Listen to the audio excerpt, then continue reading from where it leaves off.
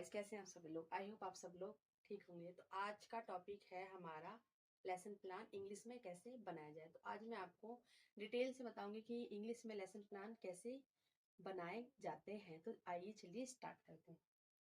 आप यहाँ डालेंगे लेसन प्लान 1। यहाँ डालेंगे आप जनरल इंफॉर्मेशन, यानी कि आप यहाँ पर अपनी अपनी क्लास के बारे में, अपने बारे में और थोड़ा अपना सब्जेक्ट और टॉपिक के बारे में यहाँ पर आप बताएंगी। जैसे कि पपिल टीचर नेम, यहाँ मैंने अपना नाम डाला है, आप अपना नाम डालेंगी।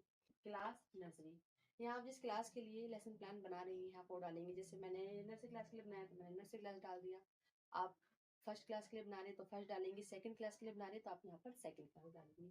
फिर आता है सब्जेक्ट। सब्जेक्ट इंग्लिश, मैं इंग्लिश के लेसन प्लान बना रही हूँ तो मैं यहाँ पे इंग्लिश डालूंगी। आप मैथ के इंग्लिश में बनाना चाहती है तो आप मैथ डाल सकती हैं, ईवीएस डाल सकती हैं और आर्ट एंड ग्राफ वगैरह करके आर्ट एंड ग्राफ डाल सकती हैं। अब हम सब्जेक्ट तो हमारा इंग्लिश हो गया, लेकिन हम इंग्लिश में क्या पढ़ाएंगे तो वही हमारा टॉपिक होता है। तो टॉपिक में हम क्या पढ़ाएंगे, अल्फाबेट। तो आप यहाँ पे अल्फाबेट लिखेंगी। आपका टॉपिक जो भी आप पढ़ाएंगी वो आप यहाँ पर लिखेंगी। फिर आता है डेट और टाइम। टाइम मैंने यहाँ पे 40 मिनट डाला है, आपको जो टाइम दिया जाए आप वो डाल सकती हो। फिर आता है जनरल ऑब्जेक्टिव।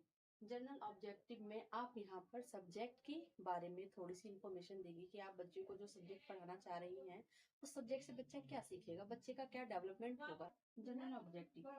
अब यहाँ आप बात करेंगे अपने सब्जेक्ट यानी इंग्लिश सब्जेक्ट के बारे में कि बच्चा अगर इंग्लिश सब्जेक्ट सीखता है तो वो किस किस चीज का उसके अंदर डेवलपमेंट होगा। ये मेरे कुछ पॉइंट्स है, आप चाहे तो अपने भी कुछ पॉइंट्स लेकर के लिख सकते हैं। ये मेरे कुछ पॉइंट्स जो मैंने आपसे शेयर करे हैं।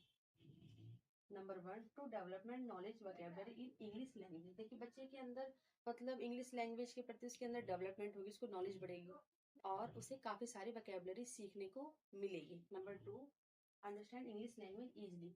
जब उसे नॉलेज भी हो जाएगी और वोकैबुलरी का ज्ञान भी होगा तो वो इंग्लिश लैंग्वेज को आसानी से समझ सकेगा।